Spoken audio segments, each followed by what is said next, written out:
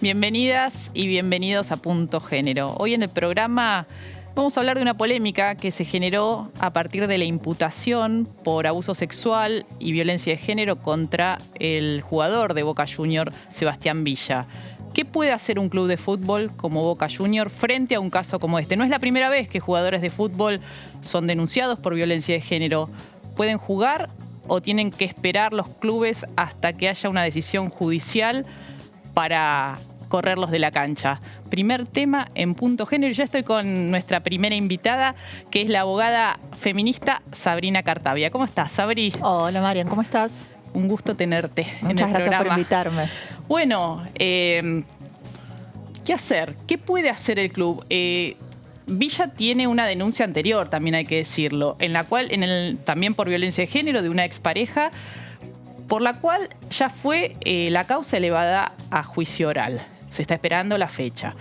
Frente a esos antecedentes, con una segunda denuncia, ¿puede seguir jugando? ¿O debería el club haberlo corrido y esperar, sí, la decisión de la justicia, pero en el banco? Bueno, ahí yo iría un paso antes, ¿no? Me preguntaría cuáles son las herramientas que puede llevar adelante una institución, que puede ser, bueno, en este caso es un club de fútbol, pero podría ser cualquier institución en la cual un varón con una denuncia o con un hecho de violencia por razones de género que salga a la luz sin necesidad de llegar al extremo de una denuncia, cómo una institución puede realizar una intervención. Una intervención que quizás lo que podemos pensar es que ya existe una institución para una intervención de tipo punitivo, una intervención que tiene que ver con el castigo, que es la justicia penal, donde sabemos que dos situaciones que protagonizó Villa están siendo analizadas por la justicia. Una, como vos bien decías, ya está en la puerta del juicio oral. La otra acaba de iniciarse, pero con una actuación muy rápida de la justicia, donde ya hoy tenemos una imputación y se sigue presentando prueba y es muy posible que en el breve se lo cite a indagatoria. Entonces, frente a ese escenario de que la justicia viene avanzando y que la faceta, digamos, relacionada con la investigación y la sanción de ese hecho, el Estado la está llevando adelante, ahí yo abriría la pregunta de qué puede hacer un club en relación con esto. Y si es solamente la fase sancionatoria y de investigación la que puede cubrir el club, o si el club puede ir más allá y presentar otras alternativas que no se agoten en justamente una investigación y una sanción. Entonces ahí tenés, digamos, diversas cosas a tener en consideración. Primero y principal, la mayoría de los protocolos por violencia por razones de género que tienen los clubes, pero también otras instituciones, se han manejado dentro de la lógica del castigo. O sea, lo que se ha reproducido en líneas generales son mini códigos penales, donde lo que se establece justamente es lo mismo que establece la Convención de Belém do Pará. Si vos te fijas, la mayoría de los protocolos tienen como objeto investigar y sancionar.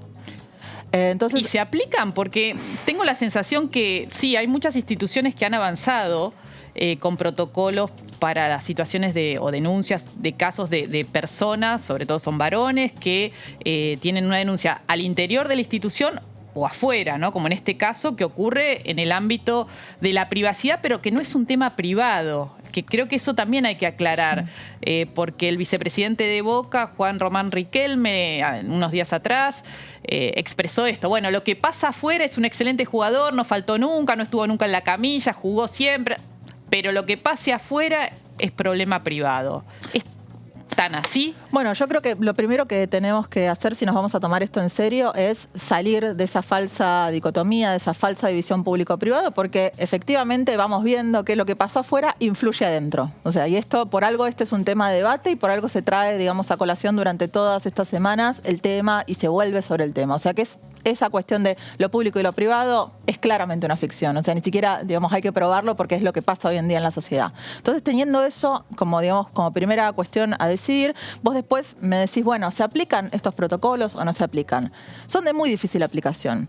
¿Por qué? Porque justamente cuando son, digamos, tan centrados en el castigo, vos tenés que probar la existencia del hecho. Entonces, ¿cuándo se va a dar el castigo? ¿Antes de tener una condena penal? ¿Antes de una sentencia judicial? ¿En base a qué? ¿Cómo se prueba? Entonces, digamos, ahí hay cosas que tienen que ver, digamos, con las garantías del proceso y también con otros derechos que tienen las personas que pueden estar imputadas en una causa penal, como el derecho al trabajo. Entonces, también ahí hay discusiones en relación con, bueno, con los derechos constitucionales, con cómo debe ser esto, si podemos aplicar una sanción, por ejemplo, que no juegue mientras se sustancia un proceso, en qué etapa del proceso podría ocurrir. ¿Y vos pensás que sí o que no? Porque hablaba con otra abogada feminista, con Lucila Pugliese, Puyol, y ella planteaba, ¿no? Y en algún diálogo que tuvimos en Twitter, que bueno, que un funcionario público que es denunciado en las mismas circunstancias o un empleado público que ocurrió con Sebastián Villa, lo separan momentáneamente de su función hasta aclararlo, hasta aclarar su situación. ¿Eso crees que tiene que ser el camino? O bueno, que siga adelante y hasta que no se exprese la justicia. Con un empleado público eso no sucede, Marian. O sea, vos no afectás el trabajo de un empleado público por eso. Puede ser que en algún caso de algún funcionario con una responsabilidad institucional eso ocurra, pero con un empleado público raso de los que hoy trabajan en el Estado, eso no ocurre. Entonces, digamos, no. Y aparte yo creo que estaría mal que ocurra. O sea, no le puedes afectar el derecho al trabajo a una persona porque tiene una denuncia penal. Entonces ahí hay que ver también con qué batería podemos accionar. Y en este caso, puntualmente de Villa, yo creo que se perdió el tiempo. Porque hace ya más de un año que él venía con un proceso donde el club podría haber hecho una denuncia grave, pero que no llegaba a la gravedad del actual. Digamos, ahí yo veo que el proceso se profundizó, que se perdió un año de trabajo. ¿Qué podría haber hecho? Ahí está, digamos, como la pregunta. O sea, y ahí me parece que es donde nos estamos quedando entrampados, donde nos quedamos siempre como que lo único que se puede hacer es separar al jugador o decir que no juegue tal o cual fecha, ¿no? Entonces, ¿qué podemos abrir? Hay una batería de acciones que podemos llevar adelante, pero lo primero que requieren esas acciones es bajar esa barrera falsa de que existe una dicotomía público-privado y hacerse cargo del tema. ¿Cómo nos hacemos cargo del tema? Trabajando con el jugador. En este caso el jugador, pero podría ser, digamos, en cualquier institución, ¿no? ¿Cómo trabajamos con el jugador? Yo creo que en esta altura ya tenemos la capacidad instalada para poder crear equipos interdisciplinarios que trabajen situadamente con cada caso. Porque acá lo más importante es llevar a cabo la reflexión. En la mayoría de los procesos penales lo que sucede es que no existe una reflexión por parte de los varones. De hecho, lo que hay es un abroquelamiento en la posición. Se endurecen y lo que consideran es niegan o subestiman los hechos, ¿no? Como que los minimizan. Entonces acá la pregunta es, ¿podemos establecer otro tipo de procesos, otro tipo de trabajos que no estén centrados en el señalar que la persona cometió un delito o que es una persona que cometió hechos de violencia para dar paso a la toma de responsabilidad? Y lo primero que tenés que hacer ahí es trabajar sobre justamente la toma de responsabilidad. Nadie va a cambiar si no hay un paso previo en el cual trabajar que eso que se hizo, estuvo mal y que fue grave. Las experiencias que yo conozco, Sabri, de profesionales que trabajan con hombres que ejercieron o ejercen violencia, es que van obligados por la justicia en los mejores casos y en general no terminan esos procesos o esos procesos que se les ofrece son de tiempos reducidos que no permiten una reflexión a largo plazo para el cambio de conducta. Porque vos lo que estás apostando con esta propuesta es que, bueno, que esa reflexión, que debería ser de largo aliento, permita que cambie su conducta violenta, ¿no? Que es una conducta, en la mayoría de los casos, es aprendida, ¿no? Es una forma de responder frente a determinadas situaciones. No en todos los casos, en algunos casos, bueno, son psicópatas, ¿no? Y ahí es muy difícil la reflexión. ¿Cómo pensás que se puede? Para hablar de casos concretos, tenemos el caso de este jugador, pero puede ser otro porque hay varios jugadores que están con denuncias en distintos clubes, ¿no? Sí, ¿cómo 28 sería? Desde el primer ni una menos son. ¿Cuántos? 28 desde el primer ni una menos. 28 jugadores. Bueno, a ver, yo creo que además acá la oportunidad es ver una institución como Boca, que tiene muchos recursos. Imagínate que Boca tiene un presupuesto similar al que tiene una provincia del NOA de la Argentina. O sea, estamos hablando de una institución que tiene recursos como para llevar adelante un programa de largo aliento. Y ahí me parece que hay una oportunidad que, digamos, podemos aprovechar para intentar otra cosa, sabiendo que lo que venimos probando hasta el momento no está dando resultados en la toma de reflexión, el cambio de las actitudes y la prevención de este tipo de hechos. Entonces creo que acá se dan determinadas circunstancias como tener una cantidad de recursos, que sea una institución por fuera del derecho penal, que tiene otro marco. Un club es un lugar, un espacio social y deportivo, digamos, que puede llevar adelante otro tipo de trabajo. Y además también imagino que es positivo si se tomara este tipo de decisión porque tiene un gran impacto en el público masculino Boca. Y además de esta manera yo creo que si vos trabajás primero, digamos, en forma grupal, trabajás con todo el grupo ya como una cuestión preventiva. De la misma manera que Boca tiene una preocupación porque los jugadores tengan un adecuado entrenamiento deportivo, que tengan una adecuada alimentación y estén bien de salud, también tienen que proponerse, digamos, que no cometan actos de violencia por razones de género. Y acá voy a traer un argumento, digamos, que se va del altruismo y digamos, de la misión social y la responsabilidad social a, digamos, cuestiones de negocios. O sea, también hay fuertes razones de negocios para que Boca o cualquier club, digamos, lleve adelante esto. Porque ahí ya sabemos que con una imputación, este jugador, digamos, no sabemos cuánto tiempo más va a poder jugar. También puede suceder, digamos, que frente a las posibilidades de una venta, un pase, se haga una medida cautelar que le impida salir del país, y esto también va a tener un perjuicio económico para el club. O sea, por las buenas razones y por las razones de negocios, hay suficientes razones como para poder llevar adelante algo diferente y evitar esta repetición continua, porque esto le va a volver a pasar varias veces a Boca o a cualquier club. Sí, en la provincia de Buenos Aires se estableció un número de teléfono al cual se puede llamar. ¿Te lo sabes de memoria? Es un 0800, la línea del Ahora Hablemos. lo vamos a buscar para poder ponerlo en pantalla. Que es para varones que ejercen violencia, que está conectado con el Colegio de Psicólogos y Psicólogas de la provincia de Buenos Aires, que son quienes brindan el acompañamiento. Realizan una primera escucha. ¿Qué experiencia hay en relación a este 0800? Bueno, perdón, no es un 0800, me equivoqué, es un teléfono celular. Ahora no es un 0800, pero lo podemos buscar. Bueno, lo que hace esa línea es una primera escucha, donde muchas veces llaman varones, digamos, por motu propio, por iniciativa propia, que se encuentran en estas situaciones y llaman para pedir ayuda. También muchas veces llaman varones, amigos de varones, para pedir ayuda. Y en otros casos también llaman abogados o personas que trabajan con varones. Entonces ahí se hace una primera escucha de contención y luego se deriva. ¿A dónde se deriva? A los dispositivos que hay en diferentes municipios de la provincia de Buenos Aires que ya están trabajando de esta manera. O sea, ya están trabajando con estos grupos. Obviamente que, digamos, yo creo que habría que apostar más a este tipo de políticas públicas porque tenemos que trabajar con los varones. O sea, de nada nos sirve. ¿Vos confías en que es posible ese cambio, esa reflexión en un hombre que ejerce violencia? Sí, yo creo que es posible porque lo he visto suceder. Lo he visto suceder y creo que además tenemos que apostar a eso porque si no, no tenemos solución. Si no, la solución sería dejarlos presos de por vida porque siempre que elaboren un nuevo vínculo sexoafectivo van a volver a caer en lo mismo. Hoy en día nos pasa que no hay paso a esa reflexión o es muy difícil dar esa reflexión y que tampoco el Estado está promoviendo en forma masiva que se dé esa reflexión. Entonces quizás un varón que quiera dar esa reflexión, que son por ejemplo los que llaman por iniciativa propia a la línea Hablemos, necesita también un lugar donde canalizar eso. Y tenemos que trabajar en la canalización de eso. Y yo creo que tenemos que ser, digamos, optimistas en relación con la posibilidad del cambio. Porque si no, la única salida posible es justamente el encierro de por vida y no vamos a hacer eso. Sí, a mí, quiero mirar con dar una mirada también esperanzadora de que es posible el cambio. Nelly Borges, que es una pionera en el trabajo con hombres que ejercen violencia, me decía una frase que me quedó muy, muy grabada, ¿no? Que la experiencia de ella era que un hombre que ejerce violencia es como ¿viste los, no sé, los alambres, el rollo de alambre? Que cuando lo tenés entre dos postes está estirado, ¿no? Pero en cuanto le sacás los postes, es decir, el control, la mirada, se vuelve a enrollar.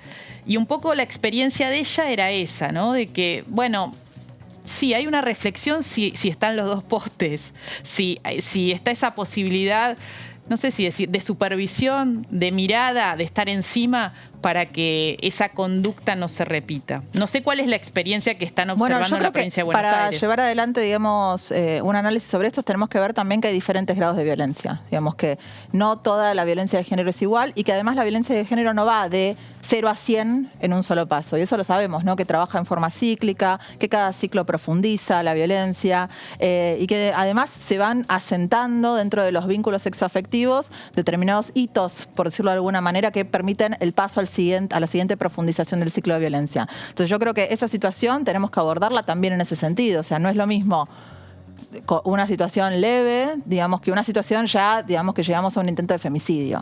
Entonces ahí tenemos un rango de acción y yo creo que en ese rango de acción tenemos que trabajar. O sea, Vila tuvo hace ya un año y un poquito más una primera denuncia, se perdió la oportunidad de trabajar con él y lo que vimos después es justamente el proceso de profundización de esa violencia. Entonces yo prefiero trabajar de alguna manera atajando esa violencia que después tener que lamentar el último, digamos, una profundización de esa violencia. Por supuesto. Y ahí yo creo que el club, además, si vamos al ejemplo de los postes, me parece que es un buen poste, ¿no? Como que también desde ese punto de vista, la presencia que puede tener el club, la mirada social que tiene que tener el club, diciendo y marcando qué es lo tolerado y qué es lo no tolerado, da un marco de acción interesante. Sí, no es lo que ha demostrado en estos días desde su dirigencia, ¿no? En el sentido de que desde esta declaración de Riquelme señalando un poco, bueno, lo que pasa adentro de la casa. Yo creo que hay disputa, o sea, que lo que estamos viendo también dentro de la dirigencia es una disputa, hay, digamos, una disputa de paradigmas, porque no es que toda la dirigencia se expresó en ese sentido, y de hecho hoy Riquelme intentó de alguna manera, en una entrevista que tuvo a la mañana con Jorge Rial, ir reconduciendo, ¿no?, esos dichos sobre la separación de lo público y lo privado, pero se volvió a quedar entrampado con, bueno, que define la justicia. Y acá lo interesante es ver que se pueden hacer cosas antes que define la justicia. Después de que define la justicia también se pueden hacer más cosas, pero digamos en el mientras tanto, en el tiempo en el cual define la justicia es tomar responsabilidad. Bueno, muchísimas gracias, Sabri. Gracias a vos, Mariam. Está bueno pensar, digo, a veces uno tiene algunas ideas. Yo creía, o por lo menos mi punto de vista era que no tenía que jugar el domingo por una cuestión también de ejemplo, ¿no? De lo que transmitía, de lo que significa Boca y lo que transmite la posibilidad de un jugador en la cancha con una denuncia y una imputación y una causa con elevación a juicio. Digo, más allá con todos estos antecedentes. Pero está buena la reflexión y la posibilidad de pensar. Seguimos en Punto Género. Nos vamos a una pausa. No, una pausa no. Al próximo tema. Mirá, las parteras profesionales, de eso se trata. Están luchando desde hace varios años para ampliar sus incumbencias, la posibilidad de trabajar y de intervenir en situaciones concretas que está demostrado que baja la mortalidad materna, que previene el embarazo no intencional en adolescentes. Sin embargo, todavía no hay una ley a nivel nacional que amplíe esa posibilidad. De eso vamos a hablar ahora, ya. Vemos el informe.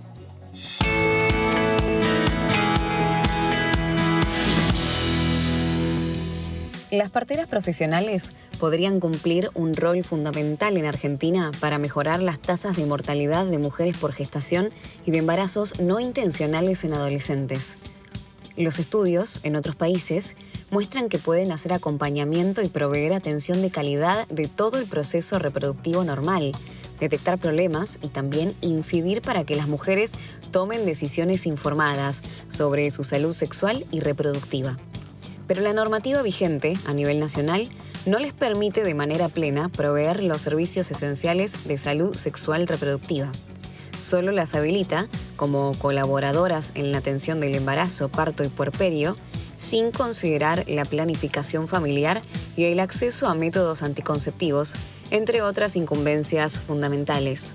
Aunque las regulaciones varían según las provincias, desde hace años vienen luchando por la sanción de una regulación a nivel federal para poder tener un mayor abanico de competencias como profesionales de la salud. Hoy, en Punto Género, vamos a conocer más sobre el rol de las parteras profesionales y su pelea para ampliar el campo para desarrollar su trabajo.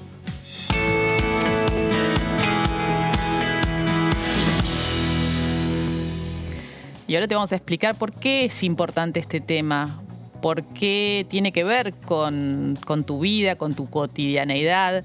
Estamos con Celeste Leonardi, que ella es oficial en Derechos Sexuales y Reproductivos del Fondo de Población de Naciones Unidas, del Fondo para la Población de Naciones Unidas. Y también estamos con Lucía Moneta, que ella es licenciada en obstetricia, una partera profesional, así como le decimos, la partera profesional, trabaja en el Hospital Materno Infantil de Florencio Varela, entre otros espacios.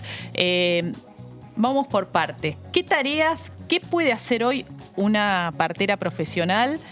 ¿Y por qué es importante la modificación de la ley que hoy establece el ejercicio de la medicina y las tiene como colaboradoras nada más, ¿no?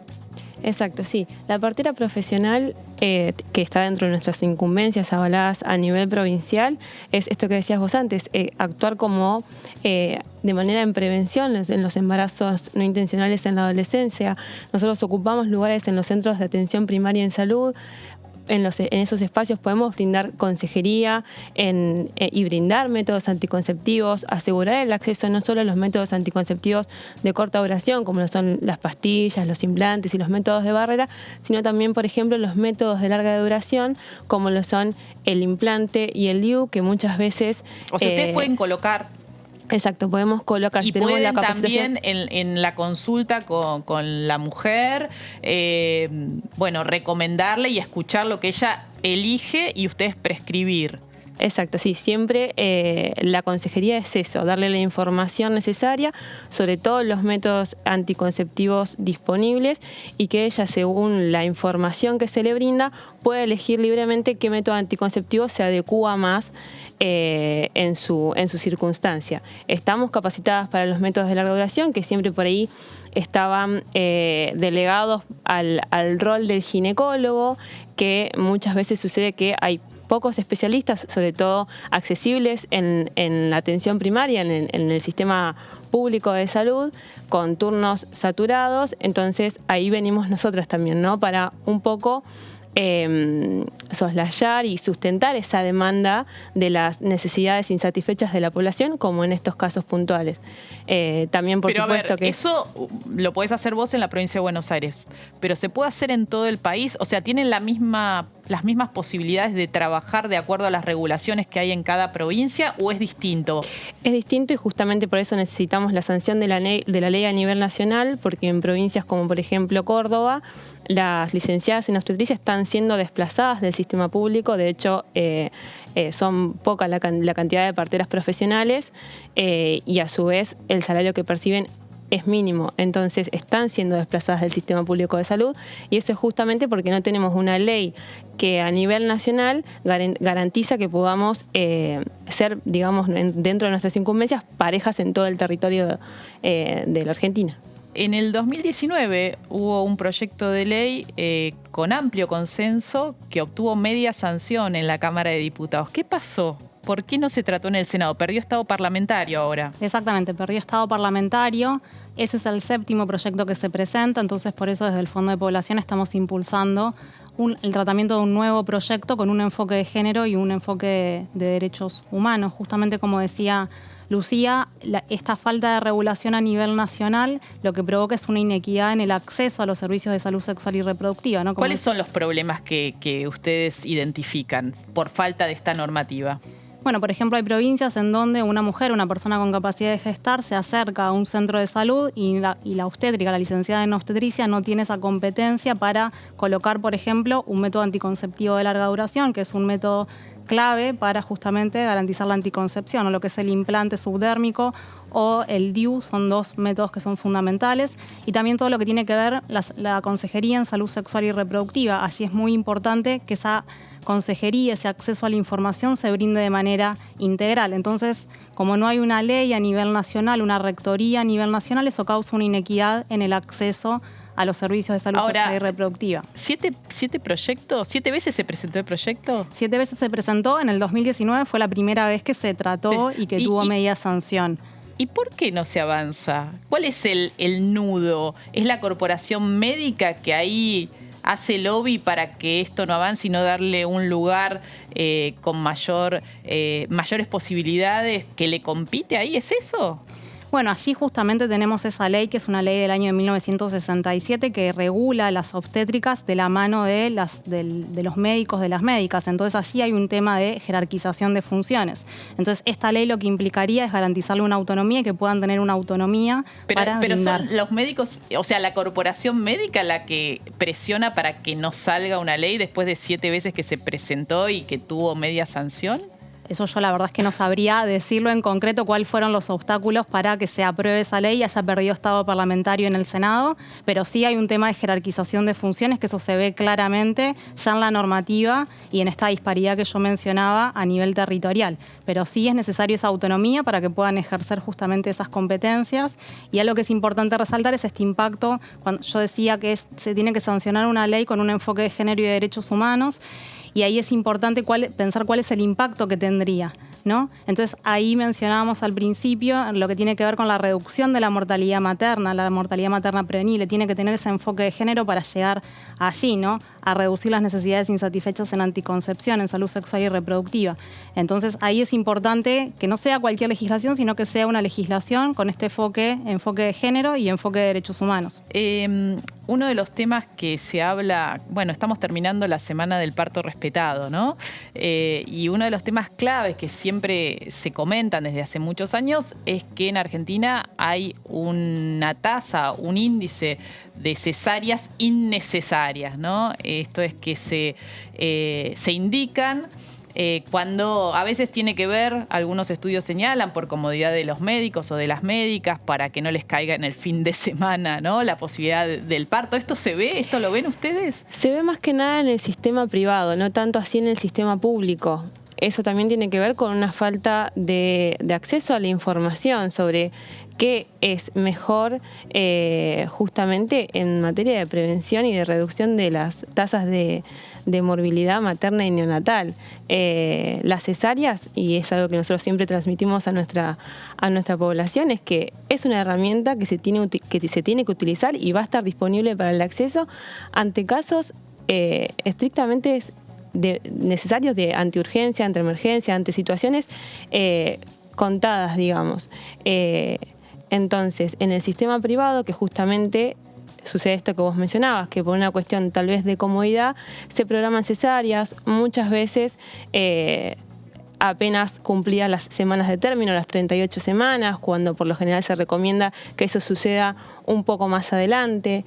En el sistema público no sucede eso, pero sí también sucede esto que vos mencionabas recién, que acabamos de finalizar la Semana Mundial del Parto Respetado, y que tema que siempre viene con la Semana Mundial del Parto Respetado es el tema de la violencia obstétrica. La violencia obstétrica es la violencia que ejerce la institución y sobre los procesos reproductivos, ¿sí?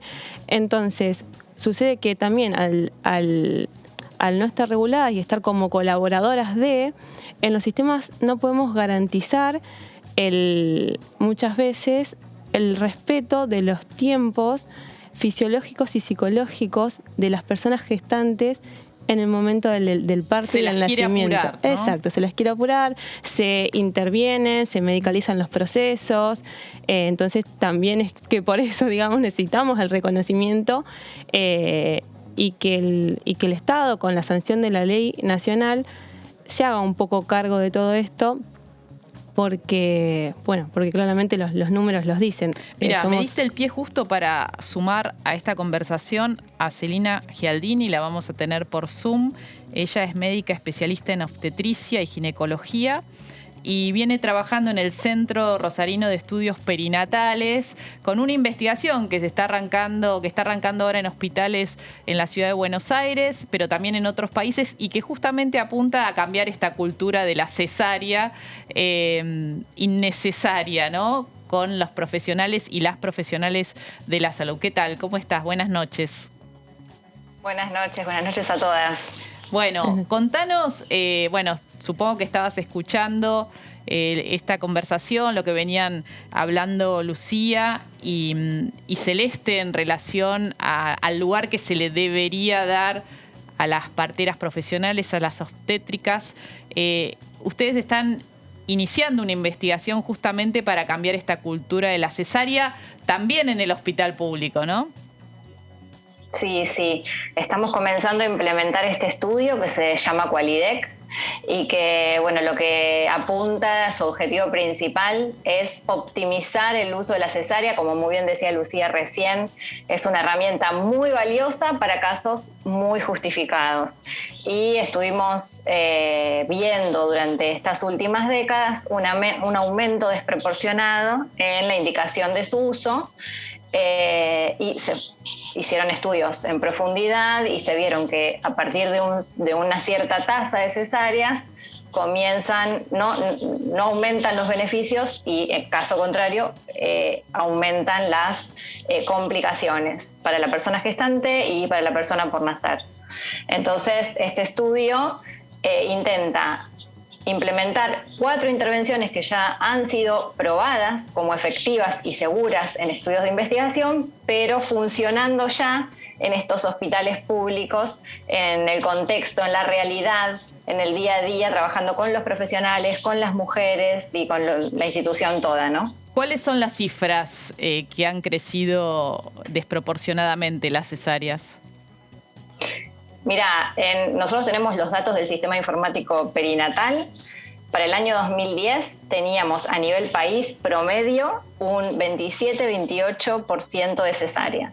Y para el año 2017 teníamos 10 puntos por encima de eso, casi un 40% de cesárea. ¿Y esto pasa tanto en el hospital público como en el privado o es más elevado en el privado? No hay datos oficiales del privado, lamentablemente, pero vemos, lo pueden también decir las chicas en la mesa, que en el privado hay más tasa de cesárea que en el público en general. No estoy hablando de todas las instituciones porque, bueno, lamentablemente no contamos con esos datos. Sí contamos con los del público porque, bueno, el 70% aproximadamente de los nacimientos que ocurren en el hospital público están relevados por este sistema informático que...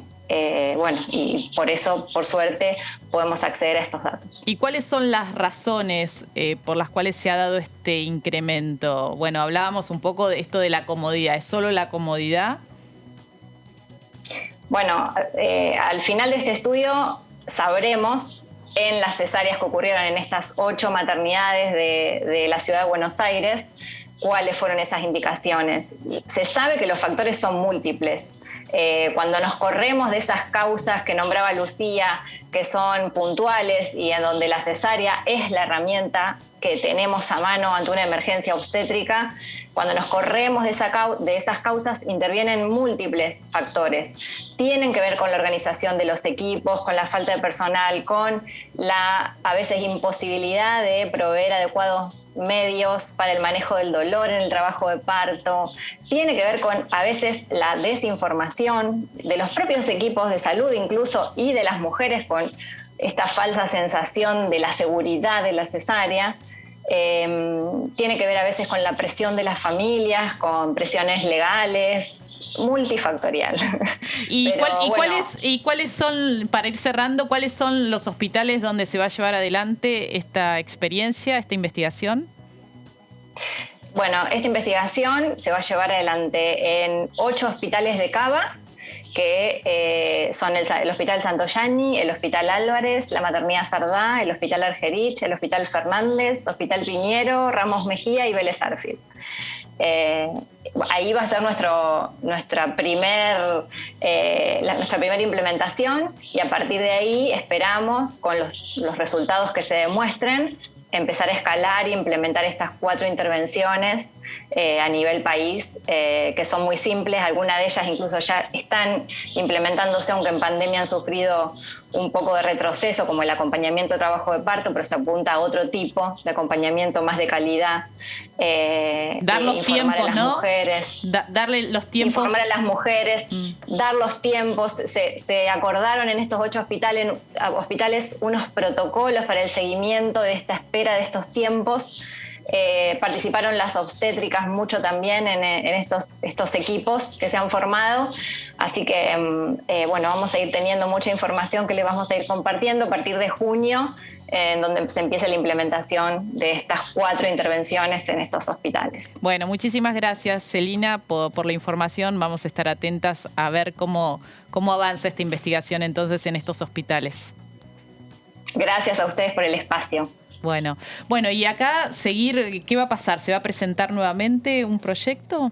Actualmente hay 2 proyectos presentados, uno que se presentó el año pasado en el Senado y actualmente se presentó uno en diputados. Creo que estos proyectos tienen en común este enfoque que decíamos para lograr un consenso y para que, bueno, se debata, llegue al recinto y se pueda debatir y aprobar esta ley.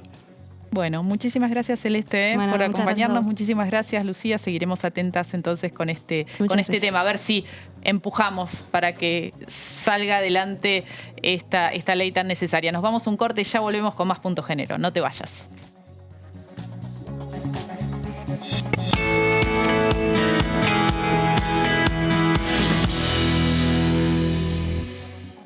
Seguimos en Punto Género y ahora estamos en comunicación con Marta Montero. Ella es la mamá de Lucía Pérez, recordarás, víctima de un femicidio que todavía sigue impune. El primer juicio que se llevó adelante contra los imputados dejó impune su femicidio y la familia está esperando que se fije la fecha para el nuevo juicio. ¿Cómo estás, Marta? Buenas noches.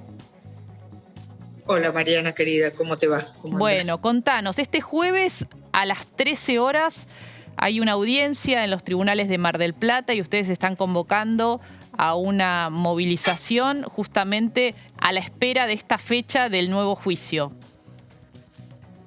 Exactamente, va a ser el jueves 26. A las 13 horas nosotros vamos a estar convocando ahí en los tribunales de acá de Mar del Plata, en la calle Tucumán y Almirante Brown. Vamos a estar esperando ahí a las 2:30 es la audiencia, que ahí se va a dar la fecha de juicio. Están convocando también para que quienes quieran acompañar en esta acción impriman esta imagen que estamos viendo de Lucía y la peguen en algún lugar en la vía pública, saquen una foto y la suban a las redes. ¿Querés contarnos?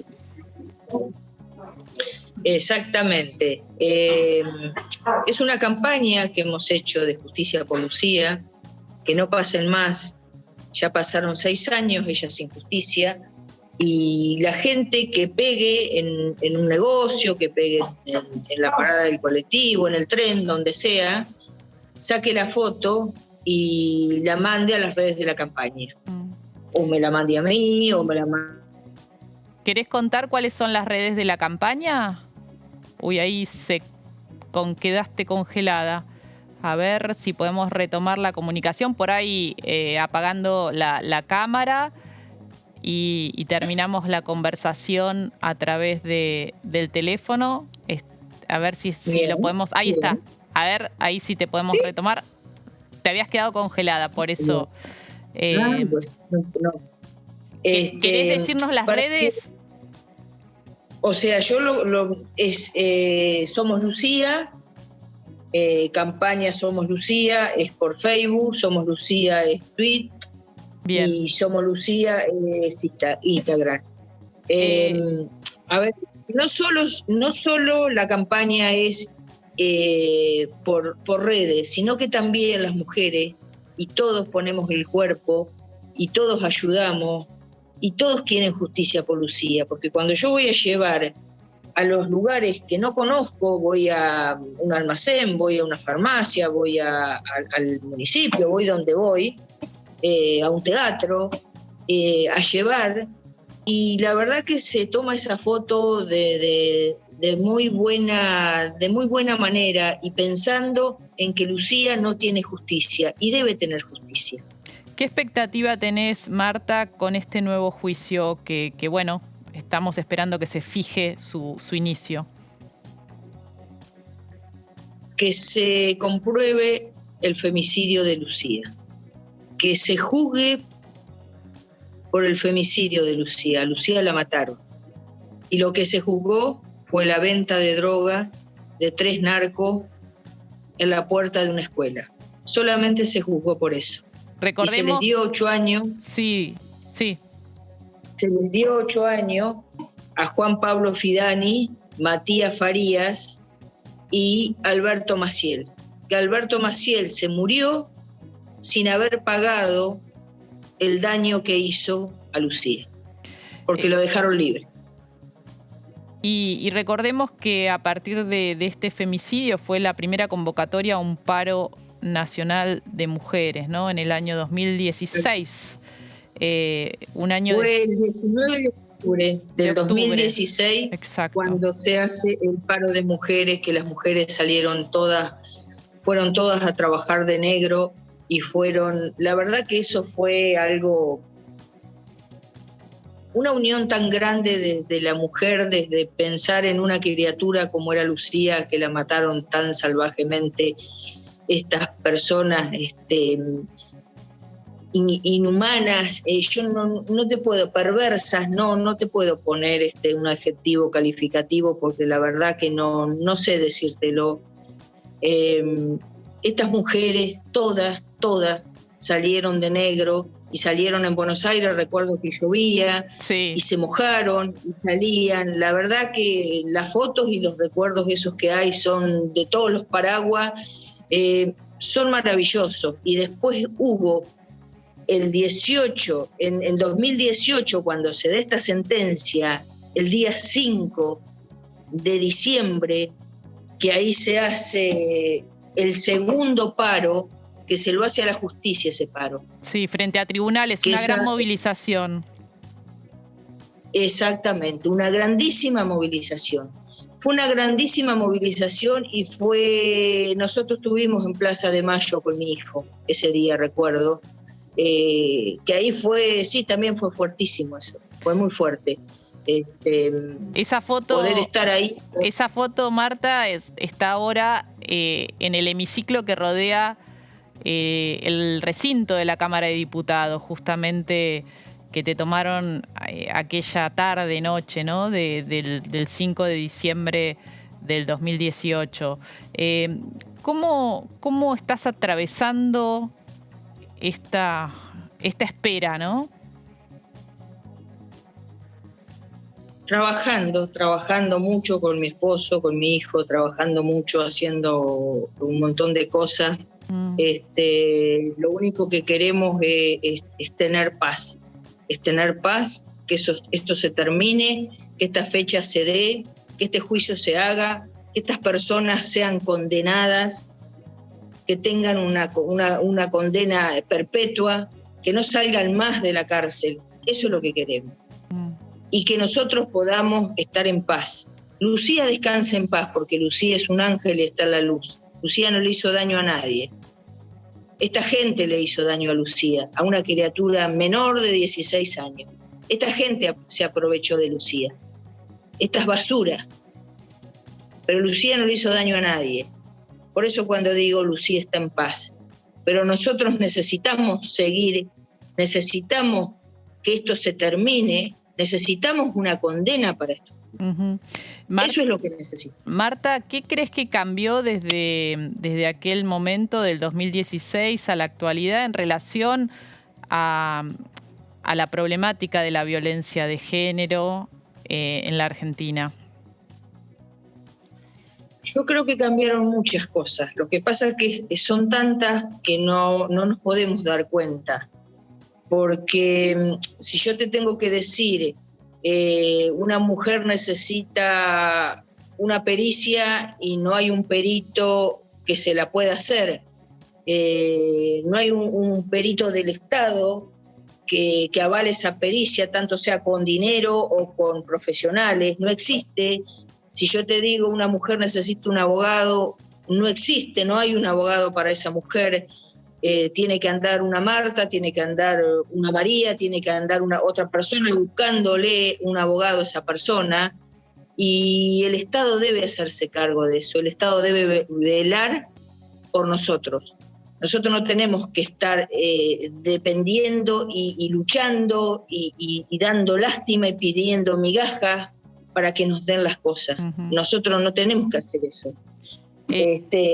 Pero que han cambiado cosas, sí, seguro que han cambiado cosas. Hay cosas mejores.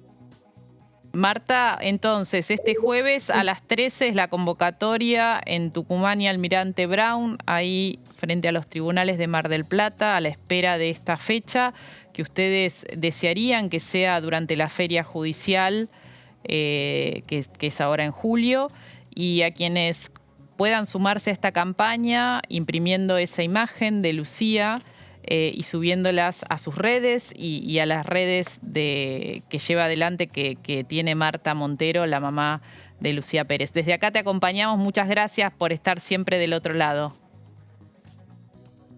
Muchísimas gracias, Mariana, muchísimas gracias. Un abrazo inmenso y gracias por siempre estar ayudando la causa de Lucía. Un abrazo. Un abrazo inmenso. Un abrazo. Bueno, y yo los vuelvo a invitar para este próximo sábado, porque se estrenó el documental que dirigí, Cuerpos Juzgados, el sábado 21, este sábado que pasó, en el Centro Cultural Kirchner, y hay una nueva función el próximo sábado a las 28, a las 19 horas. Pueden reservar las entradas, son gratuitas. Mañana, a partir de mañana, justamente en el sitio del Centro Cultural Kirchner. Se agotaron la semana pasada, se agotaron, sala llena, así que muy contenta. Y yo las voy a subir el link a mis redes también. En Instagram soy Mariana Carvajal, pueden para verlo mañana dónde es que se reservan las entradas. Y nos despedimos con el tráiler de Cuerpos Juzgados. Nos volvemos a encontrar la semana próxima, como siempre, a las 23, los lunes, en Punto Género. Chau. Mi bebé nació en la casa y no respiró. Cuando me llevaron al hospital, me dijeron que estaba detenida porque había matado a mi hijo. Me golpearon en ese momento y al final yo pregunté qué estaba pasando y me dijeron que has matado a tu hija y vas a estar 50, 70 años en la cárcel por el delito que acabas de cometer. En la Asamblea Legislativa, presionada por la jerarquía católica, penalizar todas las formas que hasta entonces eran legales para interrumpir el embarazo. Era clandestino, era ilegal, pero no era perseguido. Con el cambio de ley, ahí cambia la situación. En El Salvador se reconoce a la persona humana desde el momento de la concepción. El cuerpo de la mujer está programado como una computadora para dar a luz. Cuando tú comienzas a ver que las mujeres llegan a la cárcel en el medio de una emergencia obstétrica y que la reacción de los médicos es inmediatamente considerar que es un delito, tú te das cuenta que ese es el resultado directo de la criminalización. Me condenaron a 30 años. Es el único país en el mundo que no se puede operar un embarazo ectópico. La parte fiscal además destacó que Evelyn Hernández expresó que su hijo era producto de una violación. La única lucha justa que existe en este momento es que las mujeres puedan tener libertad. No sé cuánto nos vamos a tardar, pero es un absurdo tener esta ley y es una injusticia sobre todo.